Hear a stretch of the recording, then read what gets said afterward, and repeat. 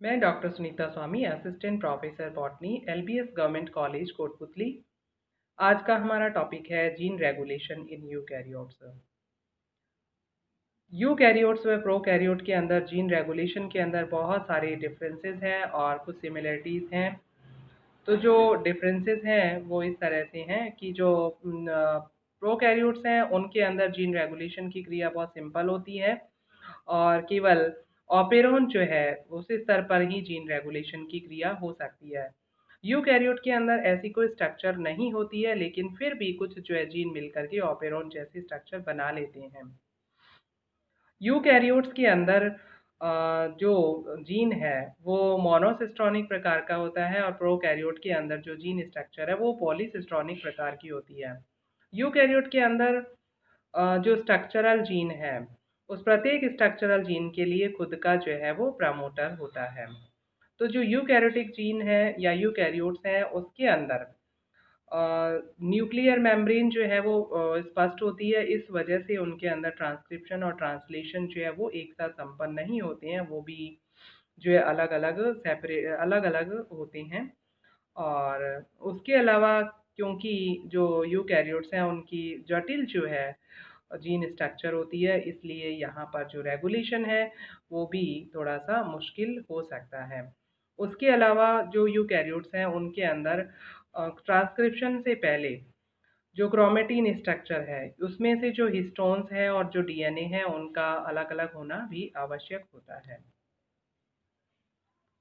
Eukaryotic जो gene structure है उसके अंदर कोडिंग और नॉन कोडिंग सीक्वेंसेज रहती है। कोडिंग सीक्वेंसेज को एक्सोन कहा जाता है और नॉन कोडिंग सीक्वेंसेज को इंटरॉन कहा जाता है। जो एक्सोन और इंटरॉन है इन्हें स्प्लाइसिंग की क्रिया के द्वारा अलग किया जा सकता है। जो इंटरॉन स्प्लाइसिंग से अलग हो जाते हैं तो एक्सोन एक्सोन को आपस में जोड़ दिया जाता है और जो एक्सोन्स हैं वो ट्रांसक्रिप्शन के अंदर जो है वो पार्टिसिपेट करते हैं और इंटरॉन जो है उनका ट्रांसक्रिप्शन नहीं हो सकता है।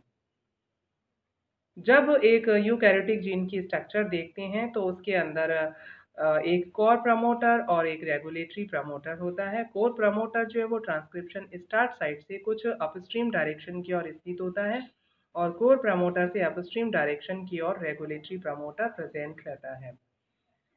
कोर प्रमोटर वो जगह होती है जहां पर कुछ कंसेंट सीक्वेंसेज जैसे कि टाटा बॉक्स प्रेजेंट रहता है और जहां पर आरएनए पॉलीमरेज और कुछ ट्रांसक्रिप्शन फैक्टर्स जो है वो आकर के जुड़ते हैं। और रेगुलेटरी प्रमोटर जो है वो वहाँ पर कुछ ऐसी साइट्स होती है जहाँ पर एक्टिवेटर जो बाइंडिंग प्रोटीन्स हैं वो इजीली वहाँ पे जुड़ सकती है। कोर प्रमोटर के साथ में transcription factor, RNA polymerase, transcriptional activator protein और कुछ जो है डीएनए बाइंडिंग प्रोटीन और इस ट्रांसक्रिप्शन को स्टिमुलेट करने वाले फैक्टर्स जो हैं यहाँ पर ऐड हो सकते हैं। जब किसी जीन यूकैरियोटिक जीन की स्ट्रक्चर देखते हैं तो उसके अंदर जो कोर प्रमोटर है, कोर प्रमोटर के ऊपर जो है वो टाटा बॉक्स, आरएनए पॉलीमरेज आकर के जुड़ते हैं। और जब आरएनए पॉलीमरेज और जो प्रमोटर है मतलब कोर प्रमोटर है उसके अंदर आरएनए पॉलीमरेज, टाटा बॉक्स, ये मिलकर के ट्रांसक्रिप्शन जो है फैक्टर्स का सॉरी बेसल ट्रांसक्रिप्शनल एपरेटस का निर्माण करते हैं। और जो रेगुलेटरी प्रमोटर है जहाँ पर कुछ ट्रांसक्रिप्शनल एक्टिवेटर प्रोटीन जो है वो ऐड हो जाती है। जो ट्रांसक्रिप्शनल एक्टिवेटर प्रोटीन है वो डायरेक्टली या इनडायरेक्टली जो है वो कोर प्रमोटर के साथ में ऐड हो जाती है। इसके अलावा जो रेगुलेटरी प्रोटीन्स हैं उनके अपस्ट्रीम डायरेक्शन की ओर कुछ कंसेंट सीक्वेंस प्रेजेंट होती है जिन्हें एनहांसर्स भी कहा जा सकता है। और एनहांसर्स वो स्ट्रक्चर्स होती है जिसकी सहायता से ट्रांसक्रिप्शनल जो एक्टिवेटर प्रोटीन है वो बेसल ट्रांसक्रिप्शनल एपरेटस जो है उसके साथ में ऐड हो सकते हैं। और इन दोनों को मतलब आपस में जोड़ने के लिए जो प्रोटीन्स होती हैं उन्हें मीडिएटर नाम दे दिया जाता है। यानी मीडिएटर वो स्ट्रक्चर होती है जिसकी सहायता से ट्रांसक्रिप्शनल जो एक्टिवेटर प्रोटीन है वो बेसल ट्रांसक्रिप्शनल एपरेटस के साथ में जुड़ जाते हैं और जब ये आपस में इंटरैक्ट करते हैं तो एक लूप की तरह जो है वो स्ट्रक्चर बन जाती है।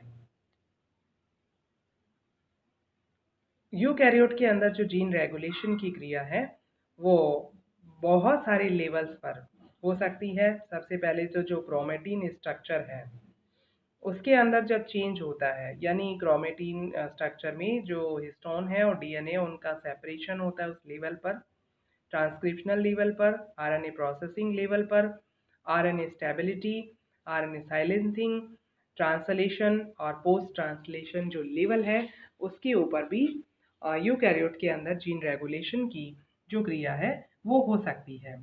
Thank you.